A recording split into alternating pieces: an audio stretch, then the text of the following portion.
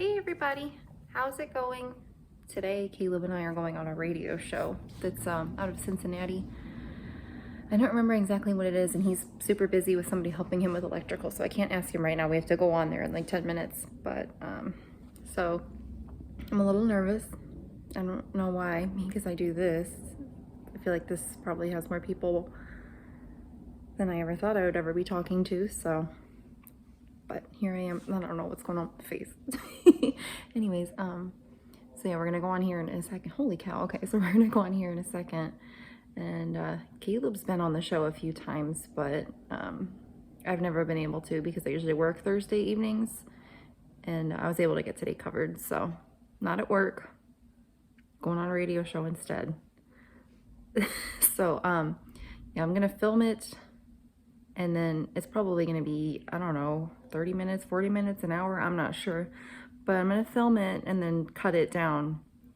We're gonna be on speakerphone with them, so I'll be able to cut it down to, like, you know, stuff that you guys might be interested in hearing. So yeah, let's go do this. Hi everybody, I'm Frank Farmer Novice. We're having an informal introduction today here on WCET. WCET! Oh, that was another lifetime before my turn my headphones up a little bit, please. That was in a lifetime before meeting the old lifetime with you, Mike. Anyway, to bring that up, I did 2 years of a TV series there called This is an Antique, a Wonderful Experience. This is the Frank Farmer Loomis Show, known as Keep Antiquing here on WMKV and WLHS, both part of the Maple Radio Network. Mike, how are you today after I shocked you with that one? Huh? Never boring with me, is it, Mike? You know what? I was just thinking of that very same thing. Oh, Mike watches out for me, and it's appreciated very, very much. A team effort here.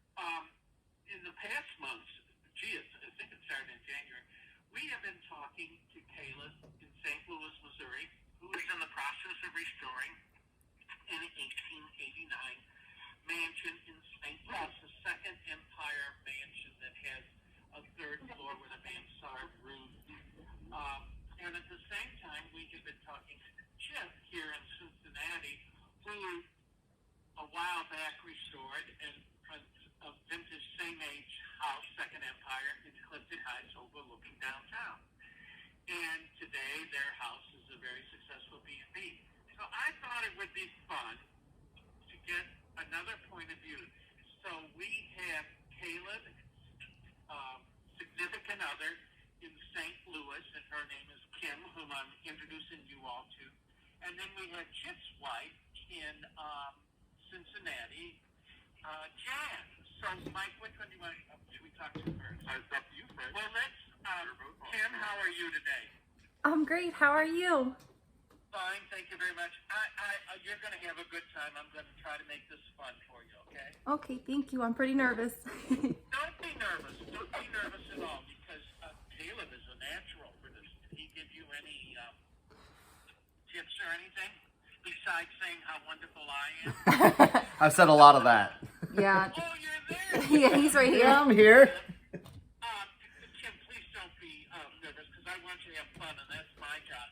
Okay. And the other, what do you think of that, Kim? Oh, sorry, Kim. We got to check the traffic. What do you think of that, Kim?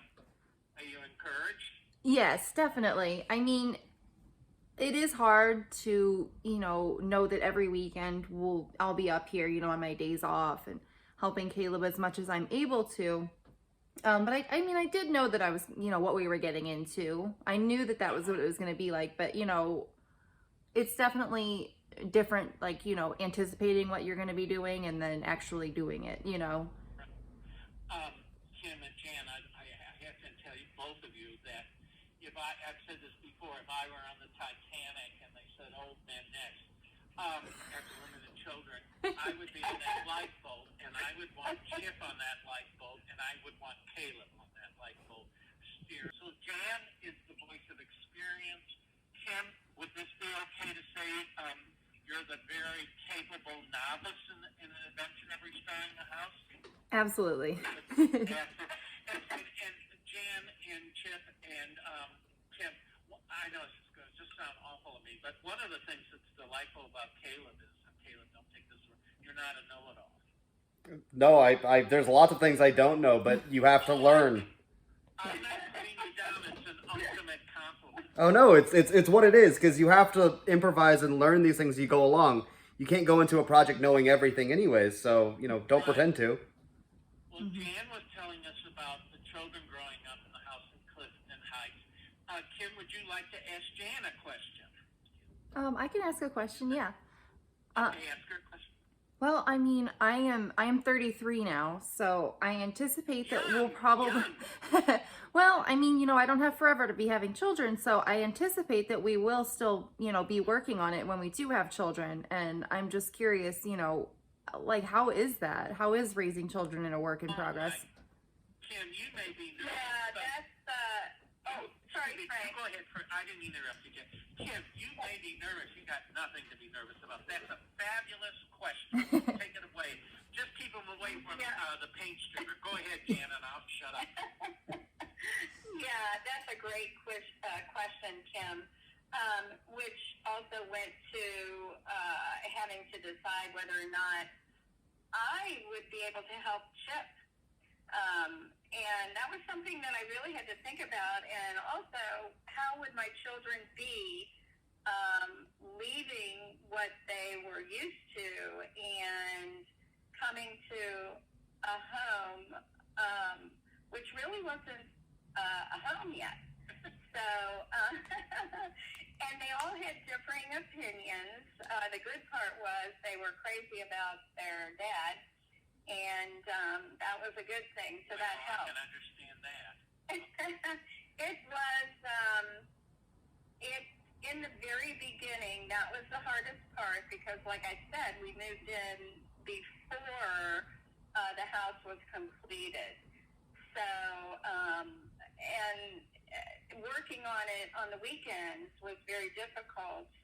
Chip was building his business, and we had a new marriage. So there was a lot going on. All 4 children were similar in age, from a year to 2 years. So in the end, we ended up with 4 teenagers. That was nice because they all helped in the restoration, believe it or not. That's a great story. What do you think of that, Kim? Well, I mean, it would You better do your duty. I mean, it would be really nice if any children could help, but I'm anticipating that, they'll be like baby toddler by the time we're done. So I don't know. It's just a little, I'm just a little nerve-wracking. Caleb Jr., you keep that paintbrush in your hand. Kim Jr., you keep painting that woodwork. I have a few more questions for Kim, and if I could, one of my questions would be, first of all, when in the process did you see the home? It was actually the first day we looked at it. We came together in March of last year to view it right before everything happened. It was like a week or 2 before everything happened. And yeah, we both kind of fell in love with it. And then we spent 6 months working on trying to get it. So, and I mean, at that point, Caleb was like, this could be great. And I was like, I see it too. I see it. So. Oh, that's really wonderful. It really is. Because I had trouble. He had to explain everything to me. And Chip, everybody that she's calling he. Yes. And I'm glad. That's wonderful, Kim, that you were able to do that. And that goes along because the rest of my question concerning that would be what you saw, what your vision was for the restoration. And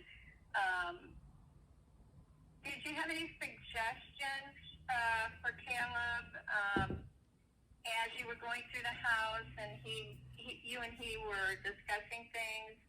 Did you have any suggestions in the beginning, or did it come, a little bit later as you began to work on things?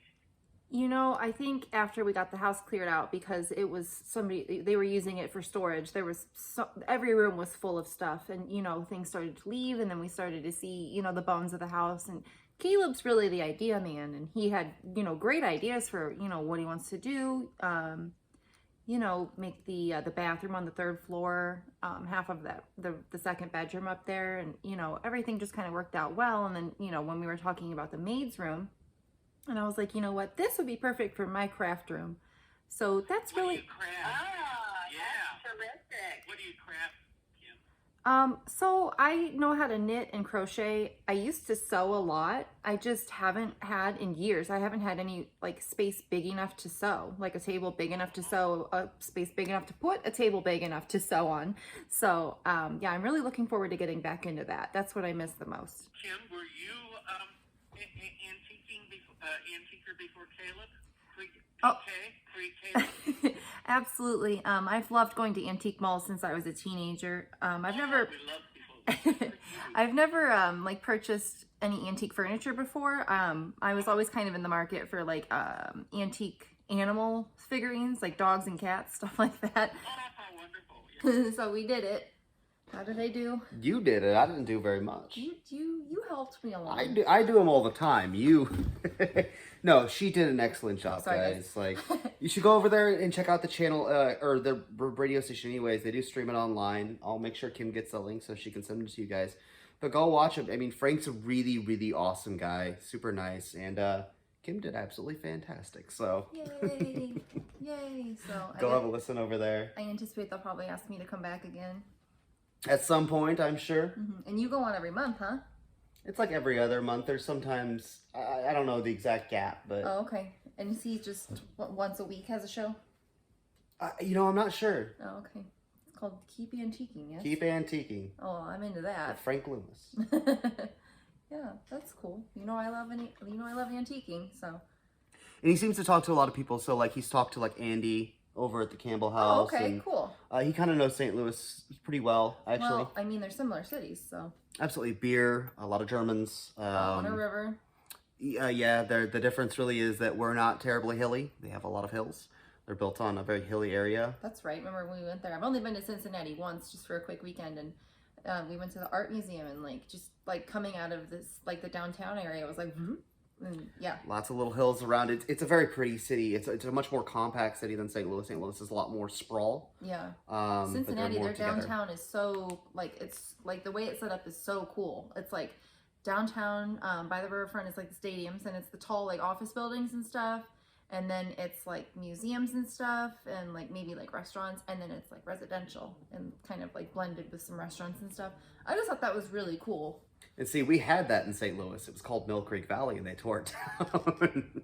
Yeah, it's a different city because St. Louis was always a larger city, but they share many similarities. And honestly, if we hadn't built an arch and we hadn't torn down Mill Creek Valley, we'd look a lot more like Cincinnati. Even then, though, still a bit more sprawled. Yeah, just because of the way that the topography is there, you know, it seems like they're in a little divot, and then it just kind of hills out from there. So, you know, they don't have a lot of room to, you know. But yeah, still on a river.